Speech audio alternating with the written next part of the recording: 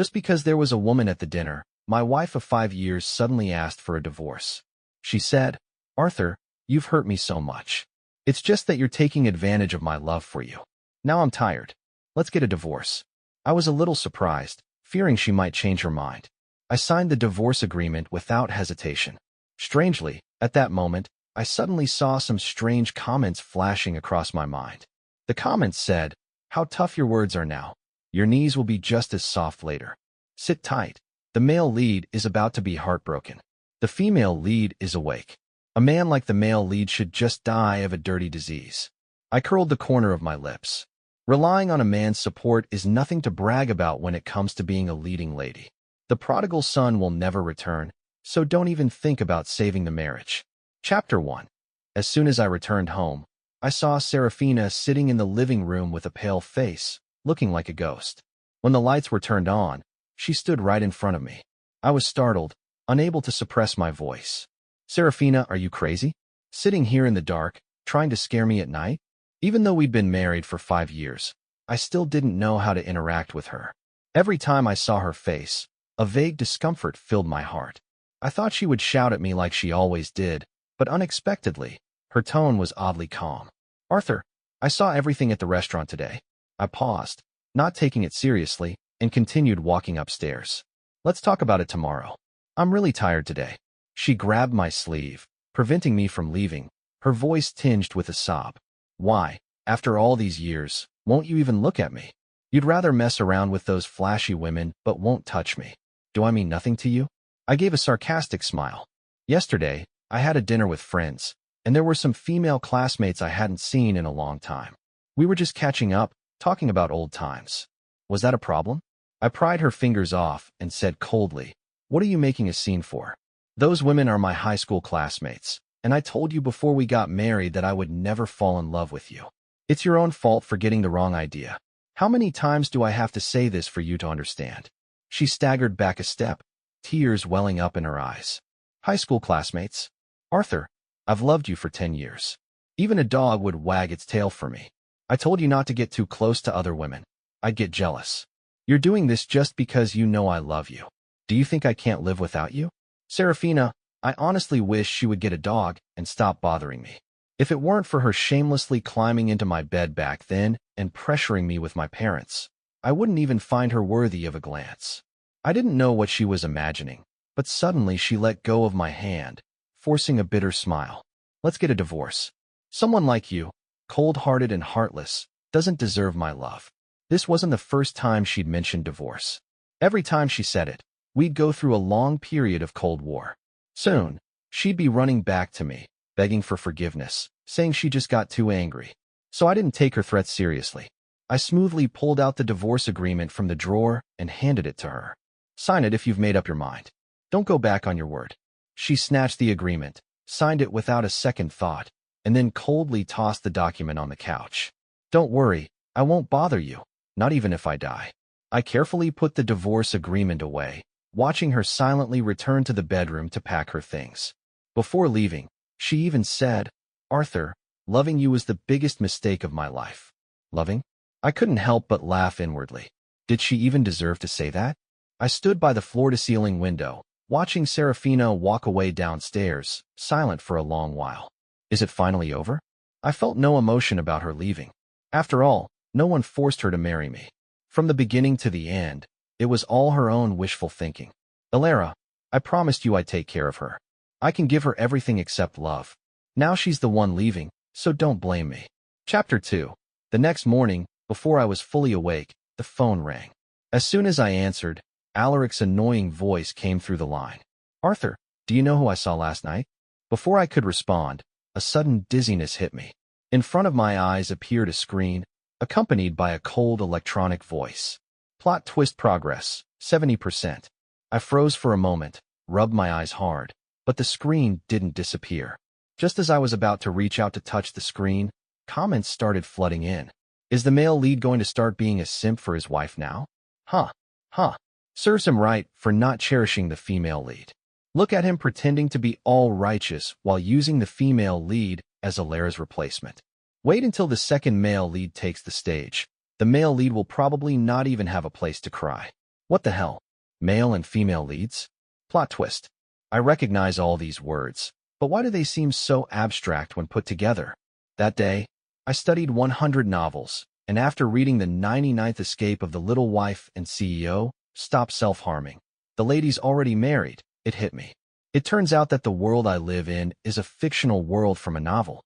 In the original story, Serafina gave everything, but I was unmoved. Finally, after enduring a series of my scumbag actions, she was heartbroken and resolutely filed for a divorce.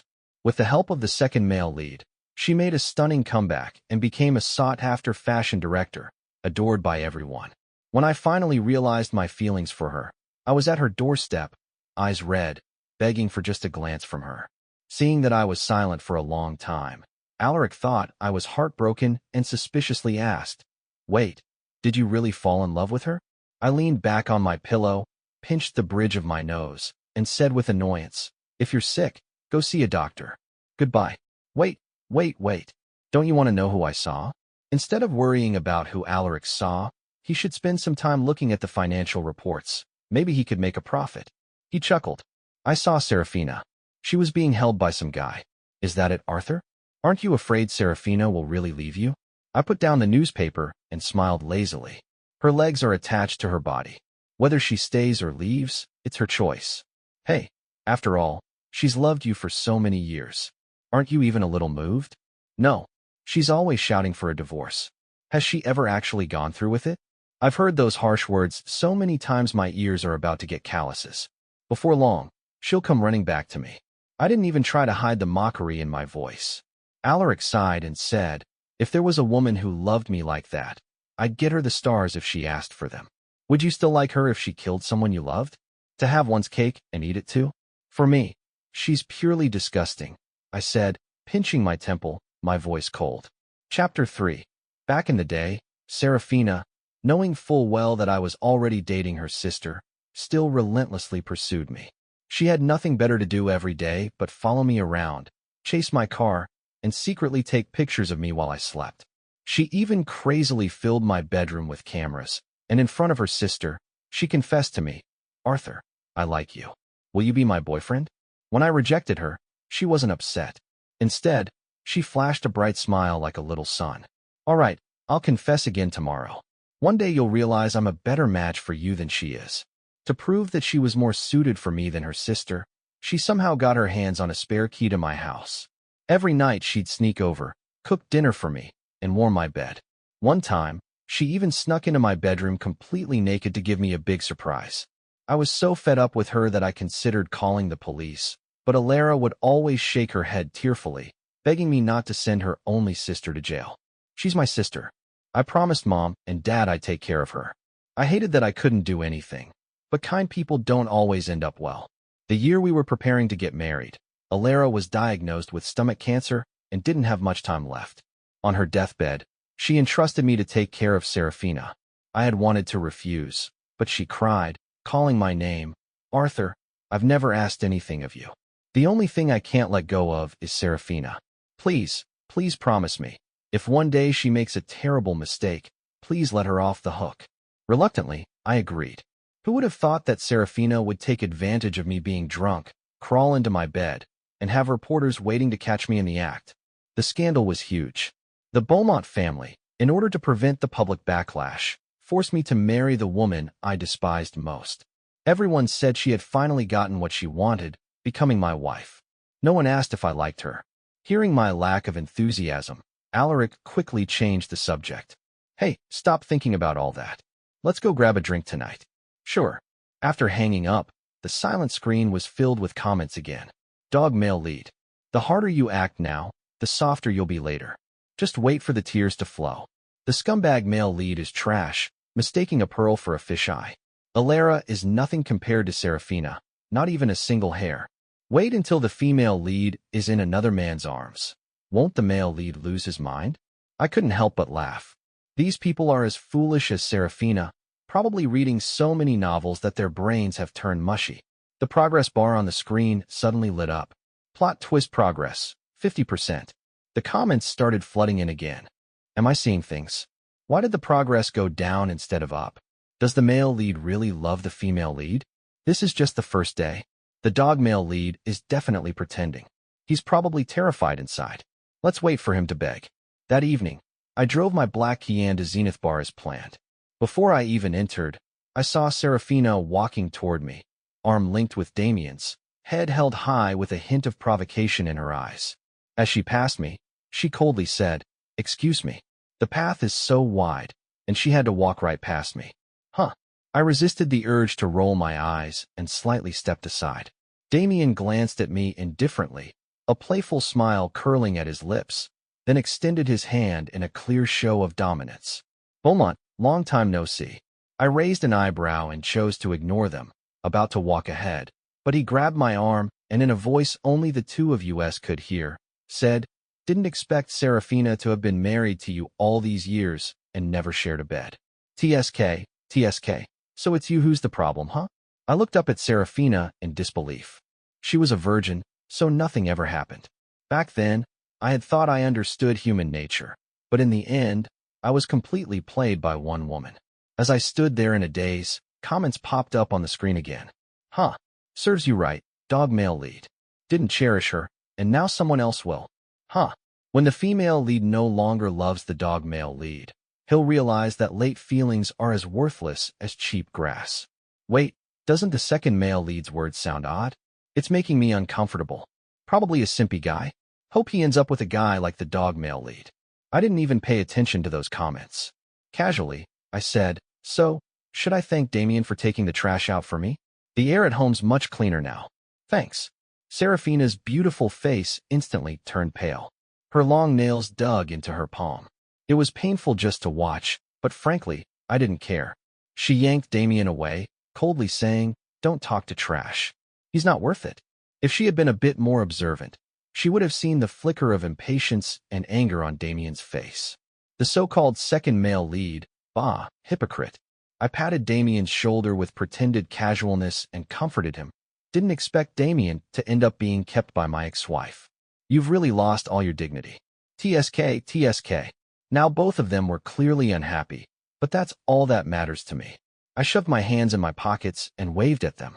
Wish you both a lifetime of happiness. May you be locked together forever. Chapter 4.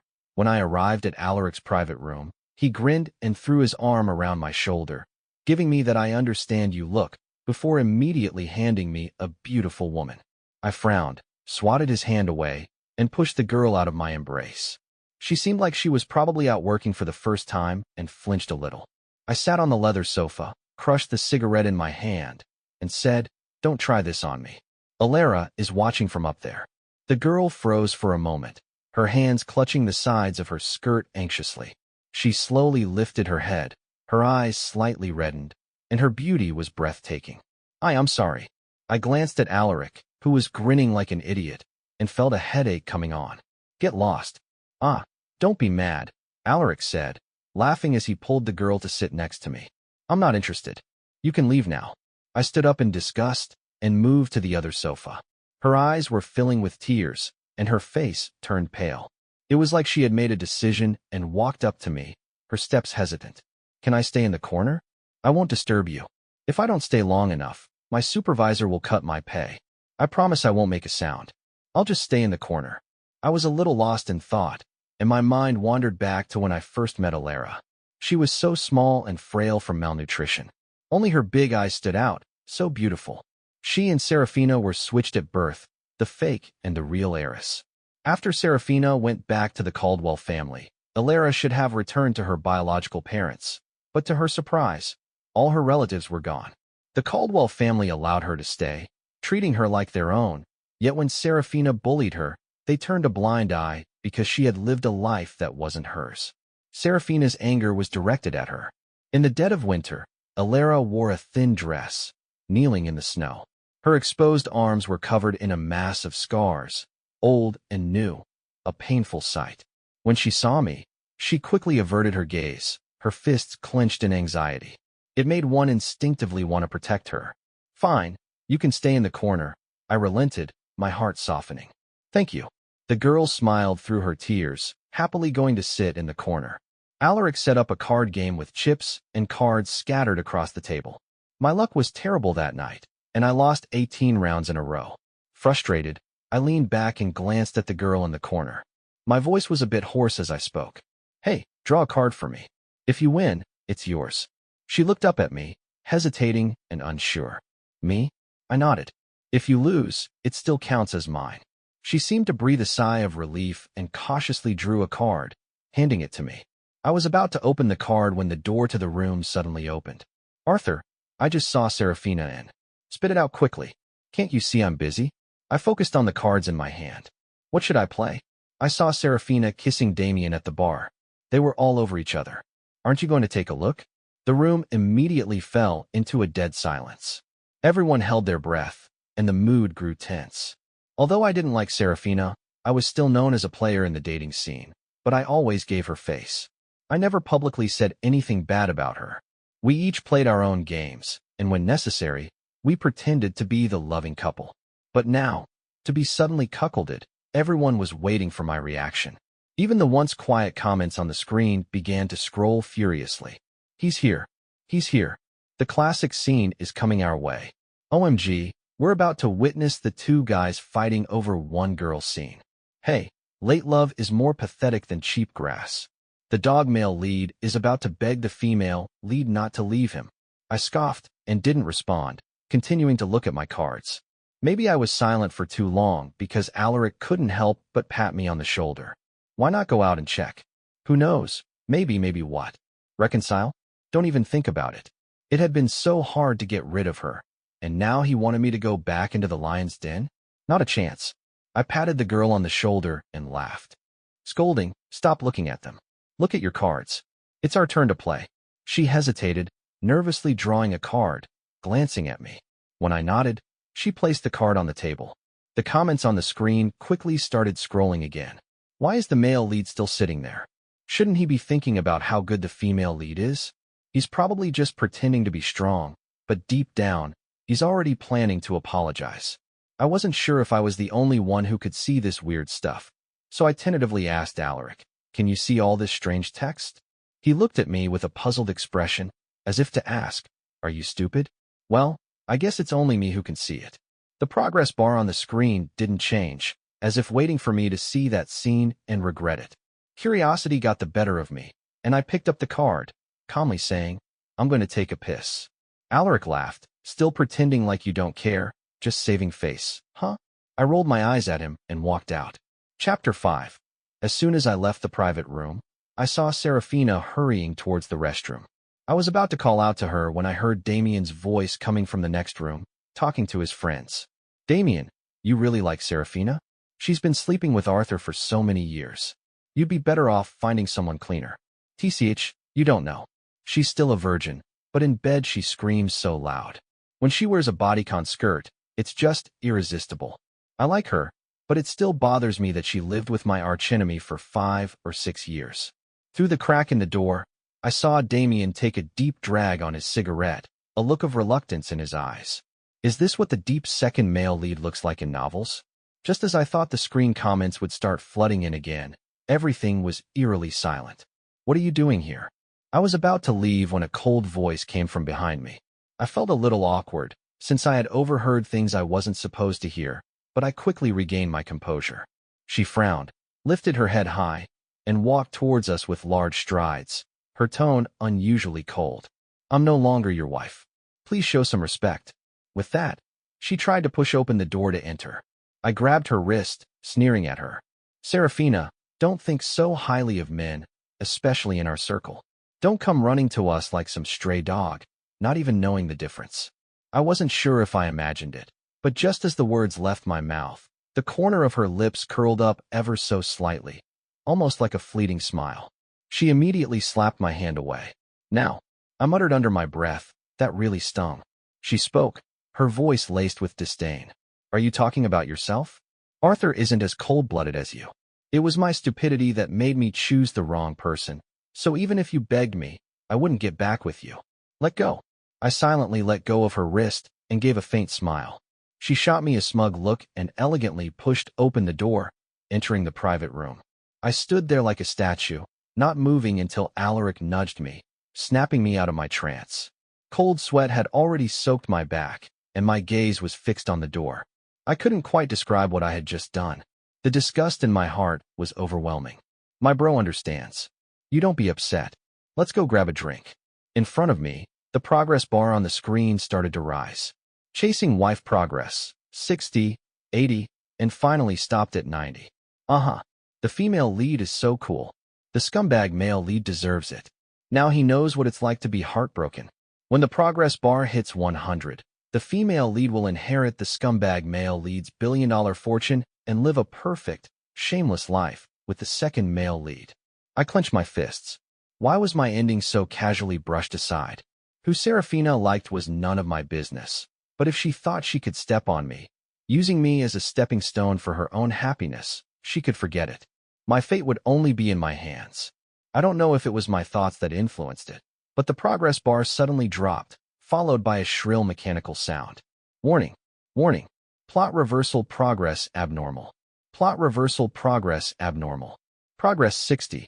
Progress 30. Suddenly, Serafina ran out of the room, shouting my name. Arthur. I turned to look at her, a flash of hatred in my eyes. Just then, a flood of fragmented memories came rushing back. After the plot reversal process was completed, I disregarded my parents' objections and resolutely gave Serafina the billion-dollar fortune. Then I left alone, going abroad to heal my broken heart, not even caring about my parents. My parents turned gray overnight because of my rashness. We never saw each other again before they died. I became a puppet, a backdrop for her journey to the top, and in the end, I remained single for her. It was pathetic, really pathetic. Thinking of this, I couldn't help but slap myself. How foolish to live and die for a woman I didn't love. There's no such thing as a plot reversal. It's just the delusions of those who love but cannot have. To shake myself awake, Serafina loudly declared, I hope you don't disturb my life from now on. Damien proudly wrapped his arm around her waist, raising an eyebrow as he looked at me. Serafina's mine now, Beaumont. Show some respect. The screen comments exploded with a flurry of messages, blocking the entire page. At that moment, a graceful figure appeared before me. An idea suddenly struck me. I grabbed her waist and whispered, help me out. The girl looked up in confusion. When she saw it was me, she nodded and obediently stood by my side. My girlfriend, I looked Damien straight in the eye, mocking him. My girlfriend is so beautiful. Do you really think I would be interested in the so-called old virgin you're talking about? I emphasized the words old virgin clearly. Serafina's face darkened, her eyes suddenly red. She sounded a bit aggrieved. We just broke up a few days ago, and you've already found someone new? I really don't mean anything to you. I never said I loved you from the beginning to the end. You were the one deluding yourself. And how cheap is your love that you could sleep with someone else just 2 days after our divorce? Serafina, are you really that starved for love? Serafina laughed through her tears, staring at me with eyes full of sorrow. Yes, I'm pathetic. I thought one day you would love me. I had plastic surgery to look like your sister. I gave up everything for you. What's so different about me from that slut Alara? The slap came before anyone could react. Serafina's soft skin instantly swelled up with a red mark. I coldly scolded her, don't mention Alara. You're not worthy. Before marrying me, I told you countless times not to bring up feelings, not to climb into my bed and force me to break up with your sister. Your love disgusts me. Furious, she shook with rage, raising her hand to hit me, but I grabbed her wrist. I don't hit women, but there are exceptions. With that, I let go of her hand and walked back into the room without looking back. She screamed hysterically, Arthur, I don't love you anymore. I will never love a scumbag like you. I paused for a moment, but didn't turn around. Love? That word had long since disappeared with Alara's death. Chapter 6. I stepped out of the bar, and a chill wind hit me. It felt cold. I pulled my coat tighter around me and looked up at the distant fireworks. The pitch-black sky suddenly lit up, and in the far distance, there was a couple embracing and kissing, their smiles dazzling and beautiful beyond words. Damien carefully wiped away the tears from Serafina's eyes. I don't know what he said, but suddenly Serafina's eyes seemed to brighten. When she caught my gaze, it seemed like a form of retaliation. She stood on tiptoe and kissed Damien on the lips. Boring, I sniffled, my nose turning red from the cold, then turned my gaze away and staggered forward. I tripped slightly, almost falling flat on my face. Just when I thought I was going to crash to the ground, A pair of soft, fair hands caught me. Beaumont, are you all right? For a moment, I thought I saw Alara, the woman who had lived in my heart for a lifetime. What's your name? I've had a drink and can't drive. Could you take me to Azure Mountain Resort? I twirled the car keys in my hand, my eyes falling on the woman. She lowered her head slightly, biting her lower lip. She took the keys from my hand and turned to get into the car. My name is Celeste, like the star in the sky. I smiled faintly and didn't say anything else. Celeste drove me to Azure Mountain Resort. When we arrived, she opened the car door for me with great respect. I looked at the information about Celeste on my phone, and an idea began to form in my mind. I gave a careless smile. Celeste, would you be interested in making a deal with me? I saw a flash of surprise in Celeste's eyes. That night, Celeste became my girlfriend. We agreed that she would pretend to be my girlfriend, and I would pay her accordingly. I wanted to see if Serafina would still be able to laugh in the end. I gave Celeste houses, cars, and jewelry, making the show of it grand and extravagant. Even Alaric, who had always been on good terms with me, couldn't hold back. Why don't you just go and get her back? There's no need to do all this. I was puzzled, my face full of confusion. Get who back? Serafina, of course. Isn't all of this just to make her change her mind? You're thinking too much. I lowered my head, continuing with my work. Stop working. Do you know? Oh, forget it. Alaric paced around the office, looking anxious, like he had something to say but didn't know how to put it into words. I was getting annoyed with him and closed my laptop, then looked at him with a heavy gaze. Just say it. What's going on? He plopped down next to me and rambled. Serafina's going to get engaged to Damien. Aren't you upset about that? I couldn't help but laugh. Why should I be upset? Well, Serafina has been with you for so many years. He stumbled, trying to find the right words, but only managing to mumble something like, that. Forget it. Just don't regret it later. With that, he didn't wait for my response and rushed out of the office. I stared at the direction in which Alaric left, lost in thought. That line, don't regret it later, I must have heard it more than 20 times. Serafina's best friend even called me, scolding me harshly and saying that I was a cheater and a scumbag. She told me I would regret it in the future. It seemed like everyone wanted me to come to my senses and kept urging me to get Serafina back. But is that necessary? I didn't love Serafina. I married her because she shamelessly climbed into my bed and put pressure on my parents. We had agreed before marriage to have our own space. She was the one who deluded herself, thinking that time would make me fall in love with her. When she asked for a divorce, I thought it was just because she had lost hope and finally came to her senses. Little did I know, it was just to complete her mission. I stood by the floor-to-ceiling windows in my company's office, looking down at the endless stream of cars and people below, so small yet so real. Perhaps in the eyes of those watching the screen comments, I was just an expendable character, but to me, what I saw was the real world. Chapter 7. Several days passed, and I didn't hear any news of Serafina's wedding. Instead, I was bombarded with the news of her car accident. At first, it had nothing to do with me. My mother kept urging me to go to the hospital to see her. Arthur, I know you don't like Serafina, but for the sake of how much she loved you for all these years, go and see her. My mother's voice was choked with emotion. Maybe she thought of her younger self, which is why she was so especially fond of Serafina. When she was young, my mother loved my father to the point of madness, to the extent that it could be called being a simp. When my father was staying with other women, she would rush to deliver contraception supplies. Like Serafina, she always believed that if she gave enough, she would get something in return.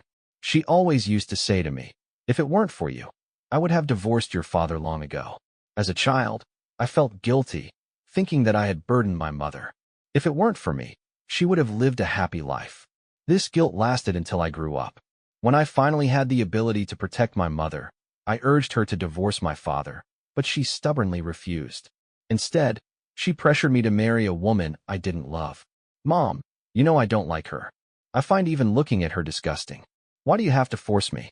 I said, pinching the bridge of my nose in exhaustion. I don't know what I said that hurt my mother's feelings. She suddenly screamed at me hysterically, "You're just like your father. Heartless. If you don't go, I'll die in front of you." Okay, I'll go. Is that enough? When I arrived at the hospital and walked toward Serafina's room, I was thinking about how to make Serafina stop bothering my mother. The barrage of comments on the screen appeared again. Is it finally time for the plot twist? This dog of a male lead is really heartless, only rushing to care after the female lead gets hurt. Too bad our big female lead has already fallen for the second male lead. The scumbag is just waiting to cry now. Not all the comments were hoping for me to chase after Serafina. A very small number of them were normal. Am I the only one who feels sorry for the male lead, married to someone he doesn't love? Just thinking about it feels exhausting. But these comments barely caused a stir. I stopped in front of Serafina's hospital room, took a deep breath, and slowly pushed the door open. She wasn't surprised at all. Instead, she seemed to have expected me. What are you here for? I came to see if you're dead yet. It's been less than a month since our divorce, and I don't want to carry the reputation of being the guy who killed his ex-wife. Her eyes suddenly turned red, and tears uncontrollably slid down her face. It was beautiful, but it disgusted me because Alara would never have shown such a pitiful look to gain sympathy. Serafina clutched the blanket with her pale fingers and desperately asked, "Arthur, have you never loved me? Not even a little bit?" Looking at the hope in her eyes, I mercilessly shattered her fantasy. No, who would love a stalker and a voyeur? I still felt chills down my spine thinking about the cameras she had installed everywhere. But I've changed. I even gave up the pride of being a rich girl and went into the kitchen to cook the dishes you like. Before she could finish, I couldn't help but laugh. So, did I beg you to cook for me? This isn't about you being a martyr, pushing yourself to marry me. We've already signed the divorce agreement, and you're about to get engaged. Can't you stop coming up with these annoying tricks to bother me? It seemed like she'd caught on to something, her red eyes tightly gripping my sleeve. If I say I regret it, can we get back together? Arthur, I really can't live without you. Her tears fell as if there was no cost to them, large drops falling endlessly. The barrage of comments came back. What the hell? Why did the progress bar drop to 10%? Didn't it say it would make the male lead suffer? Also, why is the big female lead grabbing onto the male lead's sleeve like this? Shouldn't she slap him and tell him she doesn't love him anymore? What a pile of crap. I'm done watching. For a moment, Serafina's face went pale, and she stared at me in a flurry. It seemed like she could also see the comments. I coldly pried her fingers off my sleeve one by one. Don't even think about it, Serafina. You're an adult. No one is holding a knife to your neck to force you to make a choice. Don't try to play the victim and then build a pedestal for yourself. Your love and everything you've done makes me feel sick. I then looked at the men standing outside the door. Come in. Looks like she doesn't love you as much as she says. Serafina panicked. She didn't even bother to remove the needle from her hand and fell off the bed. The 4-bottle crashed to the floor, spilling the liquid everywhere, and big, glaring drops of blood oozed from the wound. The scene was both messy and somewhat amusing. Damien, don't listen to him. I love you really. Please believe me. Damien remained unmoved, looking down at her from a higher position. Just when Serafina thought he might soften, Damien's voice was dripping with sarcasm. You were so pure and aloof when we first met. I didn't expect you'd end up crawling on the floor like a dog, begging me not to leave. Ha ha ha. You don't really think I fell in love with you, do you? If you weren't Arthur's woman, I wouldn't even bother to look at you. His laughter was like a sharp knife being plunged into Serafina's heart, dripping with fresh blood. I couldn't help but laugh at the sight of them fighting like dogs. Serafina thought she was controlling the men, but in reality, she was the prey. I gracefully turned and left. The barrage of comments kept flashing across the screen. The screen froze into a pixelated blur. Behind me, I could hear the sound of the two of them arguing. Slut, old virgin, coward, bastard child. Such words kept appearing. The people who had once been closest to each other knew exactly how to hurt each other the most. Chapter 8. The next time I saw Serafina was at my wedding. She wasn't standing next to Damien, nor with any of the names that had appeared in the barrage. Through the crowd, I could vaguely see that her eyes were a little red, and tears seemed to be on the verge of falling at any moment. I'm not sure what someone had said to the men standing beside her, but the next second, he slapped her so hard that she was knocked to the ground with blood trickling from the corner of her mouth. The man was furious, pointing at her nose and berating her. It seemed like she was embarrassed, so she ran off crying. Beaumont, what are you looking at so engrossed? Celeste came over with concern. I casually replied, I just saw my ex-wife. She gave a faint "oh," then put on a proper smile and went to toast the guests. I thought it was just a small interruption, but I never expected Serafina to stir up such trouble. On the way back to the villa, she suddenly threw herself in front of my car, arms outstretched. If I hadn't braked in time, she would have been nothing but a pile of broken meat. I felt anger rising in my chest, slammed the car door open, and marched over to her. If you want to die, get the hell out of the way. Don't die under my car. That would be bad luck. She seemed to ignore me completely, throwing herself at my waist and crying uncontrollably. Arthur, I regret it. I know you still love me, don't you? Otherwise, why would you have stopped? Is she stupid? Even if I hit someone and killed them, I'd be held legally responsible. Doesn't she get that? Clearly, she didn't. I don't need any title. I'll be with you. Don't leave me, please. She clung tightly to my suit like a parasitic weed sucking blood from its host. I couldn't take it anymore and pushed her away with force. God damn it. Stay the hell away from me. To my surprise, she sprinted over to Celeste, laughing lowly. Celeste, do you really think he loves you? Celeste glanced at her coldly, but didn't speak. Serafina, in tears, pointed at her own haggard face, hysterically saying, Look at me. I look so much like my sister. He doesn't love me. So what about you? With only 5 resemblance? Ha ha ha. Besides that bitch Alara, he doesn't love anyone. Her eyes grew redder with each word, now crying, now laughing, as though she had lost her mind. Celeste couldn't help but roll her eyes.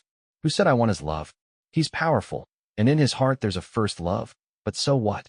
As the saying goes, a woman's 3 great happinesses are, her husband doesn't come home, her husband has money, and her husband doesn't come home, but gives her 3 million in pocket money.